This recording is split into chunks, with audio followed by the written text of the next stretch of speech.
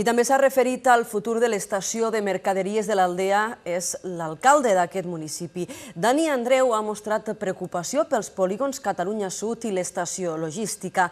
L'alcalde ha denunciat poca predisposició per part del govern central per abordar el projecte i ha reclamat suport territorial per tirar endavant el que considera una oportunitat que les Terres de l'Ebre no poden deixar escapar.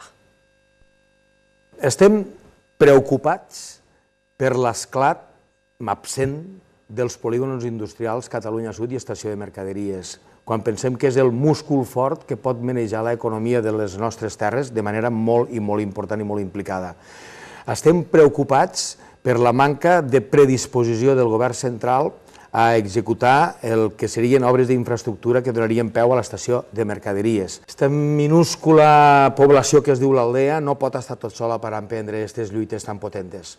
Ha d'estar... Jo aixeco tota la veu que pugui més, ja ho veus, però necessitem a la gent que acabi dient no, és que allí l'Aldea radica una part de les 4 potes en les quals s'ha de fonamentar la recuperació econòmica de les Terres de l'Ebre. Només desitjo això.